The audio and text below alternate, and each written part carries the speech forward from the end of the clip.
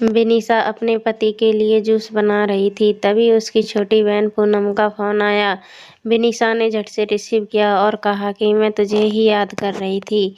तुझे आम का जूस पसंद है ना, इसलिए जब भी बनाती हूँ तेरी याद आ जाती है। पर विनीशा की बहन बिल्कुल खामोश थी। जब विनीशा ने उसकी खामोशी का कारण पूछा तो पूनम की सिसकियों की आवाज़ उसके कानों में सुनाई दी। विनीशा बहुत घबरा गई और उसने जोर देकर पूनम से पूछा कि आखिर हुआ क्या है। तब पूनम ने बताना शुरू किया कि अभी अभी मेरे मोबाइल पर किसी अनजान व्यक्ति का फ़ोन आया था और वह कह रहा था कि वह मुझे जानता है और उसके पास मेरी कुछ फ़ोटोज़ है और अगर मैंने उनकी बात और शर्त नहीं मानी तो वह मेरी फ़ोटोज़ को इंटरनेट पर डाल देगा।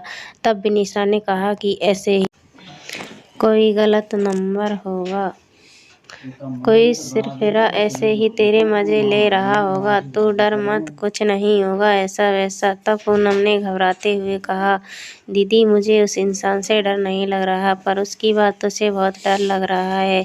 यह कहकर पूनम रोने लगी। तब विनीता ने कहा, तो बताना क्या कहा उस इंसान ने तुझे। तब पूनम बोली, उसने मुझे कहा है कि अगर वह इंटरनेट पर फ़ोटो नहीं डाले तो इसके लिए मुझे उसकी सारी बातें और उसकी मांगें पूरी करनी होगी। उसने कहा है कि आज रात वह मेरे घर पर आएगा। और इतना कहते ही पूनम ज़ोर ज़ोर से रोने लगी और रोते रोते बोली, दीदी मुझे उसकी बातों से घिन आ रही है। ऐसा लग रहा है जैसे उसने मेरे साथ कुछ गलत कर दिया हो। अगर अभी वह मेरे सामने आ जाए तो मैं इसी वक्त उसे जान से मार दूंगी। इतना कहकर पूनम चीखने लगी। तभी विनीशा ने पूनम से कहा, अरे पूनम तू संभाल अपने आप को और मुझे उस घिनौने इंसान के नंबर दे, मैं अभी उससे मज़ा चखाती हूँ।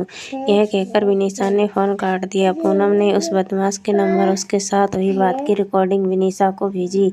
जब विनीशा ने वह रिकॉर्डिंग उसके पति को सुनाई तो दोनों के होश उड़ गए। पूनम और विनीशा दो बहनें हैं। उनकी माँ का 3 साल पहले ही देहांत हो चुका था। विनीशा की अभी 1 साल पहले ही शादी हुई थी। घर में बस अब पूनम और उसका पिता ही थे। अब मोबाइल पर ऐसी धमकी भरी अश्लील बातें कोई भी बेटी अपने पिता को आसानी से नहीं बता सकती। इसलिए पूनम ने सारी बातें अपनी दीदी विनीशा को बताई। अगले दिन ही विनीशा और उसका पति पुलिस स्टेशन जाकर उसकी कंप्लेंट करवाए।